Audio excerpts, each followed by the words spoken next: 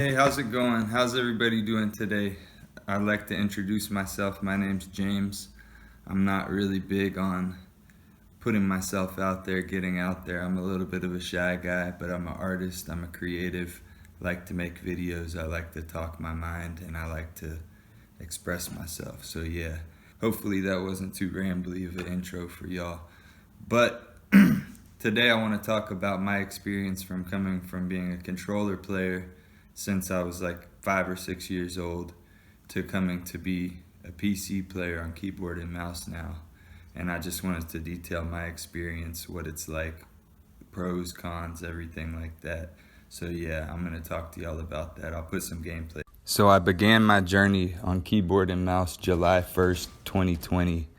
I had played a little bit of games back in the early 2000s on keyboard and mouse, but it was like RPG games like Diablo 2, where I would basically just point and click. The character would follow the cursor and you would just click on enemies. It wasn't really like any shooter games. And video games back then were totally different on computer. There were some shooter games and stuff like that, but there wasn't really.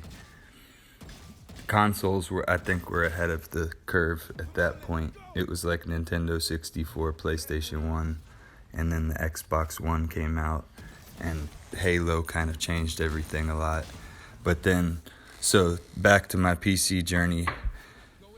I get the PC, take it home. First thing that I notice is it's way harder to move with the keyboard than it is to move with a left analog stick. That's the one thing that's just going to take some time getting used to, because it's more buttons with more fingers. It's just a totally different dynamic. Another thing that you're going to realize, the mouse, you can be more precise. You're going to have to really figure out which sensitivity is best for you, because until you figure that out, you're going to either be really slow with aiming or you're going to just be whipping all over the place. So that's one of the first things you need to figure out before you really even start trying to play any games. Figure out what your sensitivity is, whether it's like your Windows mouse sensitivity, your DPI. I would suggest like 800 DPI, maybe lower than that. Just figure out what is comfortable for you. That's the most important thing. And then you can start getting everything set where you can develop muscle memory and everything. Everything starts feeling like you're improving because you've got some type of baseline. You know, there's consistency. I personally enjoy playing shooter games a whole lot more on PC. However, I don't like driving games as much. I still use a controller for that. And you can still always use a controller if that's just what you prefer, if you don't want to switch to keyboard and mouse. I prefer keyboard and mouse now for shooter games. The mouse just, there's something satisfying about it. It's almost like a Wii remote kind of, but I don't know. It feels like, and I use a wireless mouse. I would suggest getting a wireless mouse. Just look up what a good wireless gaming mouse is. You can get a good one for 50 or 60 bucks, or if you want to spend, upwards of 100, 150, get a Logitech G Pro wireless. That's like the best mouse on the market, really.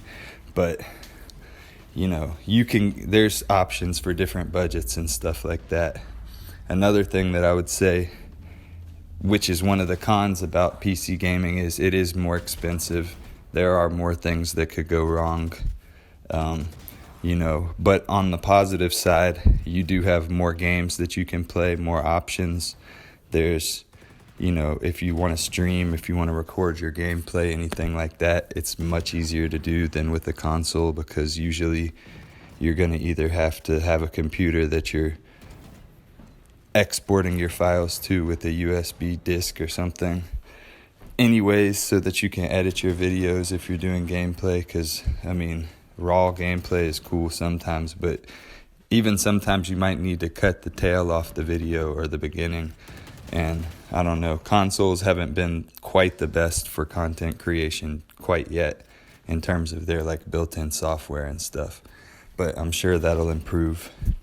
But yeah, I feel like PC gaming, it just offers so many options for upgradability, and you can always find different games on sale and stuff like that. If you're PC gaming, you can get a Windows Game Pass, I believe now, so you can get access to like all the games that they get access to for, I don't know, $10 a month or whatever it is through the Microsoft Store. The graphics on PC games are way better than consoles, even the upcoming next-gen consoles, so that's one thing. But you are going to need a good enough monitor to handle it. And that's also given that the gaming PC that you have set up is good enough to run better than the new upcoming consoles. Cost is always something that you're going to have to factor. You're always going to have to just take a look at things and be like, would it be better to spend $400 on a console and then a couple hundred on a new TV because I like to play on a big screen TV? Or would it be better to spend like $1,000 on a gaming PC? Probably not a pre-built. I bought a pre-built. I would suggest to build it yourself, even though that sounds kind of daunting. Or I would pay somebody to build it for you, like Micro Center or something. But that might be the best way to go, but you're going to spend more. One thing about gaming PCs as well is, or any PC in general, is usually there's a level of upgradability and customization that you have. You know, you can get a new graphics card, you can add some storage space, you can add some RAM, and the storage space is way cheaper than it is for the new consoles, that's for sure. So yeah, I would just do your research. I would say for anything, always be an informed buyer. A lot of exclusive titles are coming to PC now. So a lot of the games that you could only get on PS4, Xbox One are now coming to PC, as well as there's just more games that you can only play on PC that you can't play on the consoles.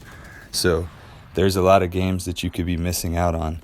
And then there may be some games here and there that come to the consoles that's like, hey, I gotta get a console because of this. And that's not all too common, especially for Xbox games coming up. I feel like they're gonna put a lot of them on PC as well because they're gonna want you running Windows. They're gonna want to sell as many Windows operating systems as they can, as well as many Xboxes. They're not gonna want to have a conflict of interest between that. Their only real competition is Sony and Nintendo. But really, Nintendo's kind of in a lane of their own. That's a totally different story. If anybody has console exclusives that you might have to get the console for, it's them, because they're like, you know, they always do something wacky with like a new type of controller that nobody's seen before or whatever. But that's for a different video.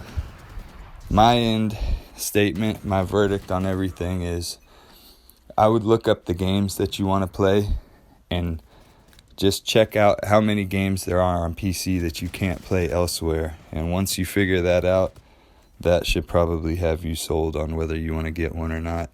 And then once you get one, you can play shit with the controller or with the mouse and keyboard.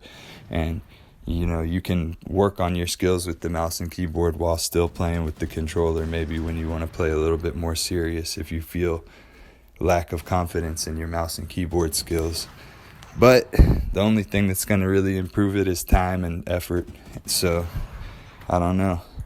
Everybody have a great day, though. I appreciate you watching the video. Hopefully this has been helpful, informative, entertaining, something. Give me a like, subscribe if you're interested. Go check out my channel and look at the other videos, see if it's something you would maybe be interested in, and then hit the sub button. But yeah, everybody have a great day. I'm out.